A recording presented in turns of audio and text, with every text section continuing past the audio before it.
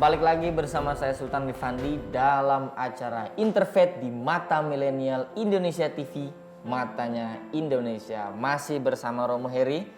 Kita akan berbincang-bincang kembali Romo terkait seputar masalah kehidupan selama pandemi ini Romo. Nah, tadi sudah banyak dijelaskan bagaimana kontribusi Gereja Katolik gitu ya, lalu pelayanan disulap untuk menjadi pelayanan sosial. Nah, ini dalam perspektif Romo, kira-kira apa yang paling membedakan Romo terkait kegiatan-kegiatan peribadatan sebelum pandemi dan sekarang nih mulai kita recovery lagi, bangkit lagi pasca pandemi ini Romo? Apa yang paling berbeda yang Romo rasakan? Ya, kalau yang paling berbeda untuk mengangkat ini hanya, tetapi ini belum memakai data yang cukup ya. Oke. Tetapi mengembalikan ritme itu, penyesuaian itu butuh proses ya. Dari tadinya online, terus bertemu secara fisik. Nah, dari peralihan dari online ke fisik ini yang butuh penyesuaian. Jadi misalnya ini hanya sampling aja ya. Ada di gereja tertentu kapasitasnya boleh umatnya 50 yang bisa hadir.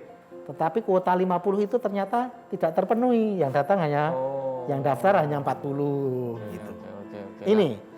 Tetapi di tempat lain bisa jadi ketika dibuka secara offline gitu, kuota 50, tetapi ada yang minta nambah, itu juga ada. Jadi intinya lebih ke penyesuaian dari beribadah secara online untuk kembali beribadah secara normatif yang offline, seperti biasanya offline. Nah, adakah strategi khusus nih Romo untuk melakukan penyesuaian tadi yang mungkin sudah nyaman online gitu ya Romo ya. Nah, adakah strategi khususnya Romo? Strategi khususnya kita memakai edukasi. Bahwa ibadah yang dalam kondisi normal itu hadir secara fisik, tidak hadir secara online. Itu pelan-pelan. Jadi secara edukasi untuk memahamkan itu tetap dilaksanakan ya Romo ya. Tetapi itu yang pertama tentang prinsip beribadah itu. Yang kedua kita memastikan bahwa tidak perlu takut, tetapi waspada ya. Tidak perlu takut itu artinya terus kita menjadi parno gitu ya. Mau apa-apa, mau ketemu orang takut dan sebagainya. Tetapi juga tidak menyepelekan. Maka kita perketat di prokesnya itu, pengawalan prokesnya itu. Jadi ada syarat-syaratnya tadi ya. Syarat-syaratnya yang kurang lebih mendekati upaya hidup sehat lah untuk mengurangi resiko-resiko. Dan kami ada namanya tim gugus kendali. Tim gugus kendali itu ada di setiap gereja untuk memastikan prokes itu ditaati dan berjalan dengan baik, aman dan lancar. Jadi itu Mas, yang baru yaitu peralihan. Jadi ya strateginya pun menyesuaikan dengan peraturan-peraturan untuk menjaga keamanan tadi ya gitu. Kita ikut ritme pemerintah ya. Nah, Romo, saya mau bertanya nih, sebenarnya Romo ya, seberapa penting pada akhirnya unsur-unsur keibadahan antar umat beragama dalam konteks ini Kristen untuk melawan ketakutan-ketakutan tadi tuh Romo. Jadi selama pandemi ini kan kita ya takut jadinya, kena psikisnya, aduh nanti gimana kalau saya berbahaya. Nah, untuk menghadapi ketakutan ini seberapa penting kita untuk mengaitkan dalam konteks keimanan kita dalam beragama ini kira-kira Romo? Iya, jadi itu melalui ibadah itulah kita bangun kesadaran umat dan kekuatan umat. Dalam arti kita wajib berupaya semaksimal mungkin, selebihnya kita percayakan kepada Tuhan yang punya rencana. Jadi tetap menyerahkan diri gitu ya? Iya, penyerahan diri, tetapi juga bukan penyerahan diri yang pasif. Ya sudah berserah kepada Tuhan, saya tak ke pasar dengan tanpa progres dan sebagainya, toh Tuhan yang menentukan, tidak seperti itu. Seperti itu juga. Ya, saya sudah pakai masker, saya sudah cuci tangan, saya sudah vaksin, saya sudah berusaha jaga jarak. Akhirnya semuanya itu biarlah Tuhan yang menyempurnakan. Saya sudah berusaha melindungi diri. Akhirnya semua daya upaya manusia itu diserahkan kepada Tuhan yang Maha Kuasa untuk menyempurnakannya. Jadi nggak pasrah ya sepasrah Iya. itu juga ya Romo ya. Pasrahnya pasrah yang aktif. Oke. Iya. Nah, maksudnya konsep pasrah yang aktif ini seperti apa? Yaitu tadi tidak terus nantangin gitu ya. Pergi ke pasar tanpa masker. Itu ngeyel kayak Ya, itu kan ya pasrah pasif kan. Umur sudah ada yang ngatur. Ya, umur sudah ada yang ngatur, mati hidup di tangan Tuhan dan sebagainya. Tidak seperti itu, tapi aktif bahwa dengan melindungi diri kita itu melindungi sesama. Oke. Jadi tidak ada aspek egoisme. Jadi bukan kita mati hidup terserah Tuhan, tetapi kita itu berdampak pada mati hidupnya orang lain juga. Oh. Nah, iya toh. Itu kata kuncinya mungkin Ya, Romo ya. makanya kan jaga diri, jaga keluarga, jaga sesama. Oh. Jadi dengan menjaga diri, sebetulnya kita itu menjaga keluarga kita. Oke. Dengan menjaga keluarga kita, sebetulnya kita menjaga masyarakat kita. Gitu. Oke, jadi dengan kita pasrah nggak menjaga diri, justru membahayakan orang lain. Ya iya, gitu. kalau saya kena kan keluarga saya kena. Kemungkinan besarnya. Dan kalau kasar keluarga itu kena, tetangga bisa kena. Nah, itu. Oleh sebab itu makanya dibutuhkan prokes tadi dalam Ya, beribadah. pasrah gitu yang ya, aktif Romo, tadi ya. itu. Pasrah yang aktif tadi. Artinya pasrah yang aktif itu tidak memikirkan dirinya sendiri, tapi bergerak keluar bahwa kalau saya sehat, saya itu membantu kesehatan orang sekitar saya juga. Oke. Nah ini kan sebenarnya banyak sekali dampak-dampak dari pandemi ini ya Romo ya. Jadi banyak sekali akhirnya orang yang menganggur. Nih apalagi generasi muda nih. Ya kan anak-anak muda banyak yang menganggur, banyak yang kehilangan pekerjaan Betul. akibat pandemi ini Romo. Nah adakah ajakan untuk membantu secara spesifik bagi mereka yang kehilangan pekerjaan ini Romo? Entah Ya. dari gereja Katolika atau menurut Romo adakah gerakan-gerakan untuk membantu yang kehilangan pekerjaannya Romo? Baik, ini yang terbaru ya, Oke. yang bukan yang terbaru tetapi Up pola to date gitu ya. Tapi sebelumnya itu ada dengan memberikan lapangan pekerjaan ataupun menghidupkan lapangan pekerjaan yang sudah ada. Oh. Contohnya ketika kita distribusi bantuan, Ya. misalnya itu ya, kita tidak menggunakan mobil kita sendiri, mobil pribadi, Tetapi. tapi kita pakai Grab, kita pakai Gojek, kita pakai GoFood dan sebagainya itu. Jadi aktivitasnya membantu, caranya pun membantu orang Ya. lain. Padahal kita kalau dari segi armada nggak kesulitan, kita punya mobil, punya motor sendiri, Tersedia semua. tersedia semua. Tetapi kita bagaimana membantu orang, tetapi juga menghidupi orang.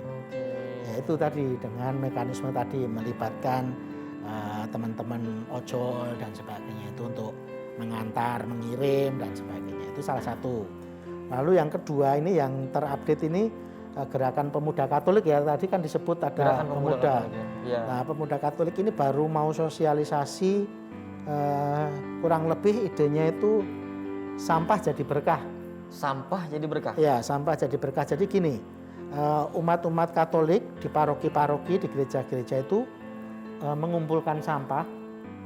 Nah, nanti ada orang-orang muda ini atau orang-orang yang sedang kesulitan pekerjaan itu yang ngambilin. Dan sampah itu diberdayakan sedemikian rupa untuk didaur ulang ataupun untuk dimanfaatkan yang masih bisa dimanfaatkan. Disulap jadi uang lah ya Romo. Ya, disulap dari uang. Dan itu untuk membiayai orang-orang yang melakukan antar jemput tadi. Nah, yang kehilangan pekerjaan, yang kesulitan pekerjaan, itu gerakan yang baru sedang digarap ini. Berbasis gereja-gereja itu rumah tangga ngumpulkan sampah di titik kumpulnya di mana. Nanti setiap titik kumpul itu ada petugasnya, petugas tanda petik ya itu tadi saudari-saudara kita yang sedang kesulitan pekerjaan, sehingga dia bisa minimal dapat tambahan penghasilan dari mengolah sampah jadi berkah itu. Luar biasa sekali ya. Ini gerakan orang muda dari pemuda Katolik namanya. Jadi, Doakan semoga berhasil. amin, amin pasti. Karena orang kan nggak menyangka bahwa ya sampah kan dibuang ya Romo. Nah, itu Ini sampah itu ada disulap, nilainya. Ada nilainya Romo Iya, ya. ada nilainya itu. Oke, nah itu Ya.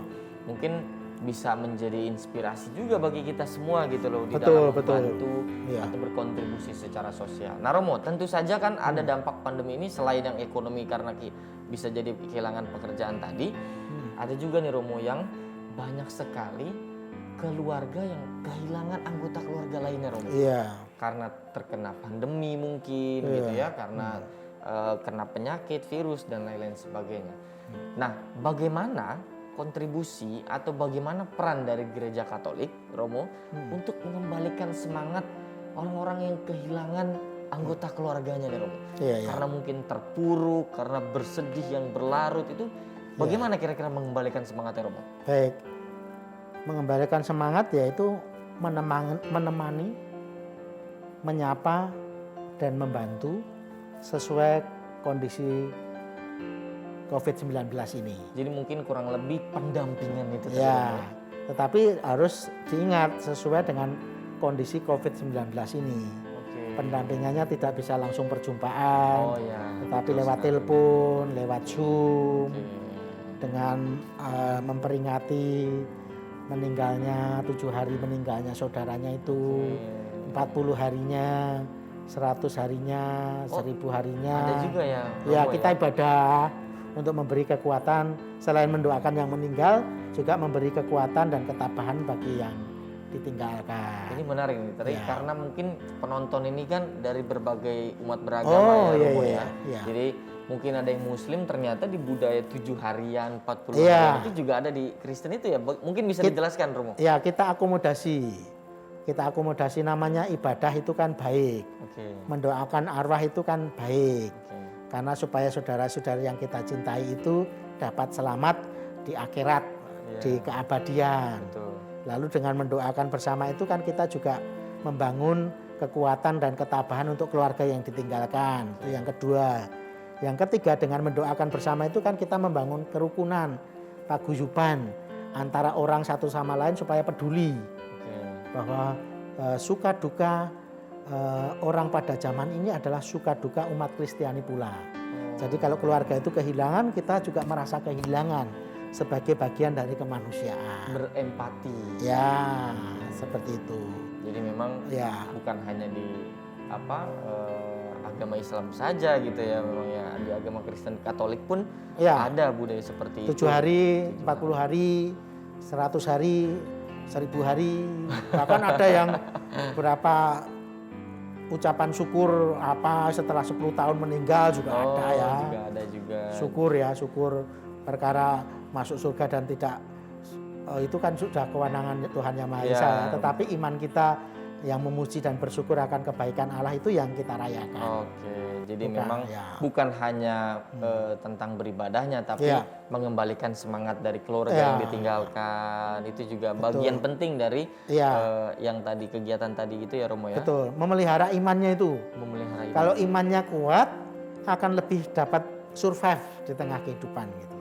Oke, nah ini yang jadi Ya. masalah kalau imannya rapuh, Nah, kesedihannya berlarut, Berlarut, jadi stres, akhirnya terkena imunnya lemah gitu imunnya ya, Romo ya. lemah, COVID masuk. Covid masuk. Akhirnya jadi Maka ini harus COVID-19 itu harus menyasar berbagai aspek ya, dimensi spiritual dan juga dimensi jasmaninya dan dimensi sosialnya. Itu tidak bisa satu-satu, tetapi harus sinergi ya, bersama-sama. harus disinkronkan itu Betul. kira-kira ya, Romo ya. Seimbang lah. Iya, Jangan iya. dikasih makan bantuan terus tapi rohaninya nggak dijaga. Nah memang ini yang menjadi apa ya, Romo ya, menjadi persoalan ketika banyak sekali orang yang fokus berkontribusi sosial tapi akhirnya ya melupakan aspek rohaninya itu ya, Romo ya. Betul. Bagaimana tanggapan Romo? Nah, kita selalu mendasarkan bahwa orang beriman itu bukan urusan orang itu dengan Tuhan semata. Oke. Ini mohon maaf ya, ini sedikit berbicara tentang Katolik ya. Oke, iya nggak apa-apa. Kan ada salib itu, Ya, simbol salib ya. ya, Itu ada kayu palang yang apa itu vertikal. vertikal dan Itu simbol hubungan manusia dengan Tuhannya. oke, Dan ada salib yang horizontal. horizontal ya. Itu simbol dari hubungan orang dengan sesamanya. Manusia ke manusia. Ya, maka bantuan, cinta kasih sosial itu karena bermuara dari inspirasi iman. Ya, ya. Karena iman, aku memandang orang lain itu sebagai saudara laki-laki dan saudari perempuan yang patut aku dukung dan aku cintai. Luar biasa Gitu. sekali. Jadi Jadi itu. mungkin kalau di Islamnya itu hablum minallah dan hablum minannas. Betul sekali, saya pernah dengar itu dari Pak Kiai. Cuma melafalkannya sering salah. Iya. Itu, Ini, ini pelajaran yang luar biasa Betul, sekali betul, bahwa betul. ada titik temunya nih kira-kira ya Romo Oh ya. iya. Jadi bahwa tidak perlu kita melibatkan banyak aspek, cukup baik dengan manusia lainnya itu juga aspek Ya, ibadah. itu amal ibadah kita juga. Ya. Oke, luar biasa. Ya. Nah, kita sudah membahas banyak hal bersama Romo dan tentu saja akan ada hal-hal menarik atau pesan-pesan penting yang ingin digaris atau disampaikan oleh Romo tadi. Tetapi tentu saja akan kita lanjutkan di segmen berikutnya Romo. Oh, siap. Jadi mohon izin, jadi kepada para milenials dan para pemirsa, jangan kemana-mana, silahkan mau ambil cemilannya dulu, teh manisnya dulu, nih kita sambil ngeteh juga nih Romo ya. Siap. Jadi tetap dalam program Interfaith di Mata Milenial Indonesia TV, matanya Indonesia.